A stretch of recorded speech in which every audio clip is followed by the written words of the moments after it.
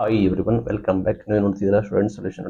ಶಿಕ್ಷಕರ ನೇಮಕಾತಿ update plus ಅತಿ ಶಿಕ್ಷಕರ ನೇಮಕಾತಿ ಹೆಚ್ಚುವರಿ ಆದೇಶಗಳು ಕೊಟ್ಟಿದ್ದಾರೆ. ಸಂಪೂರ್ಣ ಮಾಹಿತಿಯನ್ನು ತಿಳಿಸ್ಕೊಡ್ತೀನಿ. ಚಾನಲ್ಗೆ ಸಬ್ಸ್ಕ್ರೈಬ್ ಆಗಿ ವಿಡಿಯೋ ಇಷ್ಟ ಲೈಕ್ ಮಾಡಿ. ರಾಜ್ಯದಲ್ಲಿ ಒಟ್ಟು 6617 ಅತಿ ಶಿಕ್ಷಕರ ಹುದ್ದೆಗಳಿಗೆ ಎರಡನೇ ಹಂತದಲ್ಲಿ ಮಂಜೂರಿ ಕೂಡ ಮಾಡಿ ಶಿಕ್ಷಣ ಇಲಾಖೆ ಆದೇಶ ಕೊಟ್ಟಿದೆ. ಒಟ್ಟು 40,000 ಆಗುತ್ತೆ. PST GPTಗೆ ಬರೋಬ್ಬರಿ 30,000 ಅತಿ ಶಿಕ್ಷಕರ ನೇಮಕಾತಿ ಮಾಡಿತ್ತು. ಮತ್ತೆ ಹೆಚ್ಚುವರಿ ಎಲ್ಲ ಸೇರಿಸಿ ಬರೋಬ್ಬರಿ 40,000ಕ್ಕೂ ಹೆಚ್ಚು ಅತಿ ಶಿಕ್ಷಕರ ನೇಮಕಾತಿ ಅನೌನ್ಸ್ಮೆಂಟ್ ಕೂಡ ಮಾಡಿದೆ. ಒಟ್ಟು 36,944 ಅತಿ ಶಿಕ್ಷಕರ ಹುದ್ದೆಗಳನ್ನು ನೇಮಕಾತಿಗೆ ಹಂಚಿಕೆ ಕೂಡ ಮಾಡಿದ್ದಾರೆ. ವಿದ್ಯಾರ್ಥಿ ಶಿಕ್ಷಕರ ಅನುಪಾತ ನಿಯಮಾನುಸಾರ ನೇಮಕಾತಿ ಕೂಡ ಮಾಡ್ತಾರಂತೆ. ಮೇನ್ ಥಿಂಗ್ ಏನಾಯ್ತು ಅಂದ್ರೆ ತಾಲೂಕು ಮಟ್ಟದಲ್ಲಿ ಆಕ್ಷೇಪಣೆ ಕೇಳಿ ಬಂತು, ಲೈಕ್ ಇನ್ನು ಕೂಡ ನಮಗೆ ಬೇಕು ಅಂತ. ಹಾಗಾಗಿ ಮನವಿಯನ್ನು ಸ್ಪರ್ಧಿಸಿ ಅತಿ ಶಿಕ್ಷಕರ ನೇಮಕಾತಿಯನ್ನ ಘೋಷಣೆ ಮಾಡಿದ್ದಾರೆ. ಅತಿ ಶಿಕ್ಷಕರ ನೇಮಕಾತಿಯನ್ನು ಮಾಡ್ತಾರೆ ಬಿಡಿ. ಸರ್ಕಾರಕ್ಕೆ ಅತಿ ಶಿಕ್ಷಕರು ಹೆಚ್ಚಾದ್ರೂ ಕೂಡ ಸರ್ಕಾರಕ್ಕೆ ಅನುಕೂಲ ಆಗುತ್ತೆ. ಬಿಕಾಸ್ ಯಾಕಂದ್ರೆ ಶಿಕ್ಷಕರ ನೇಮಕಾತಿ ಮಾಡಿದ್ರೆ ಸರ್ಕಾರಕ್ಕೆ ಹೆಚ್ಚು ಹೊರೆ ಬೀಳುತ್ತೆ. ಅತಿ ಶಿಕ್ಷಕರ ನೇಮಕಾತಿ ಮಾಡಿದ್ರೆ ಸರ್ಕಾರ ಆರಾಮಾಗಿ ಅದನ್ನ ಸಾಲ್ವ್ ಮಾಡ್ಕೊಳ್ಳುತ್ತೆ. ನಂತರ ಕಲಬುರಗಿಗೆ 13,000 ಅತಿ ಶಿಕ್ಷಕರು ಇದ್ದಾರಂತೆ.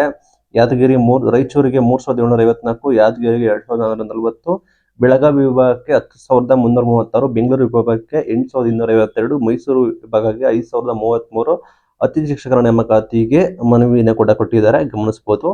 ಶಿಕ್ಷಕರ ನೇಮಕಾತಿ ನಿಮಗೆ ಗೊತ್ತಿರೋ ಆಲ್ರೆಡಿ ಅಬ್ಜೆಕ್ಷನ್ಸ್ ಇದೆ. ನಂತರ ಶಿಕ್ಷಣ ಇಲಾಖೆಯಲ್ಲಿ ಮೊನ್ನೆ ಹೋಗಿ ಪ್ರತಿಭಟನೆ ಕೂಡ ಮಾಡಿದ ಸುದ್ದಿ ಕೂಡ ಎಲ್ಲ ಕೂಡ ವೈರಲ್ ಕೂಡ ಆಗ್ತಿದೆ. ನೋಡೋಣ ಸಾಕಷ್ಟು ಬದಲಾವಣೆ ತರ್ತಾರ ಅಂತ. ಸದ್ಯದ ಮಟ್ಟಿಗೆ ಯಾವುದೇ ರೀತಿ ಅಪ್ಡೇಟ್ ಕೂಡ ಇಲ್ಲ. ನಂತರ ನಿಮಗೆ ಫೈನಲ್ ನೋಟಿಫಿಕೇಶನ್ ಕೂಡ ಆಗ್ಬೋದು. ಮತ್ತೊಂದು ಸುತ್ತಿನಲ್ಲಿ ಇಲ್ಲಿ ಏನೆಲ್ಲ ಸಂಘಟನೆಗಳು ಕೂಡ ಇದಾವೆ, ಮತ್ತೊಂದು ಸುತ್ತಿನಲ್ಲಿ ಶಿಕ್ಷಣ ಇಲಾಖೆಗೆ ಭೇಟಿ ನೀಡ್ತಾರೆ. ಒಂದು ಬಾರಿ ಮನವಿ ಕೂಡ ಕೊಟ್ಟಿದ್ದಾರೆ.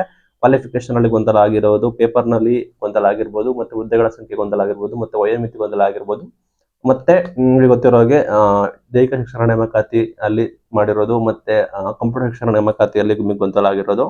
ಇದರ ನಡುವೆ ಈ ರೀತಿ ಆಯ್ಕೆ ಮಾಡಿದೀರಾ. ಮುಂಚೆ ಇದ್ದಿದ್ದ ನಿಯಮನೆ ಬೇರೆ, ಈಗ ಈ ರೀತಿ ನಿಯಮನೆ ಬೇರೆ ಅಂತ ಹೇಳಿದ್ರೆ. ಇನ್ನು ಕೆಲವರು ಡಿಸ್ಕ್ರಿಪ್ಟಿವ್ ಟೈಪ್ ಇರಬೇಕು, ಶಿಕ್ಷಕರಾಗಬೇಕು ಅಂದ್ರೆ ಡಿಸ್ಕ್ರಿಪ್ಟಿವ್ ಟೈಪ್ ಆನ್ಸರ್ಸ್ ನ ಬರೀಲೇಬೇಕು, ಇಲ್ಲಾಂದ್ರೆ ಅವರು ಹೇಗೆ ಶಿಕ್ಷಕರಾಗೋದಕ್ಕೆ ಸಾಧ್ಯ ಅಂತ ಹೇಳಿದ್ದಾರೆ.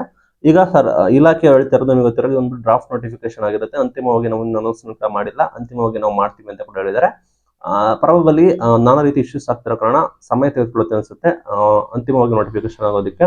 ಅಂತಿಮ ನೋಟಿಫಿಕೇಶನ್ ಆದ್ರೆ ನಿಮಗೆ ಅಲ್ಲಿ ಒಂದು ಮಟ್ಟದಲ್ಲಿ ನಿಮ್ಗೆ ಕ್ಲಾರಿಟಿ ಕೂಡ ಸಿಗುತ್ತೆ.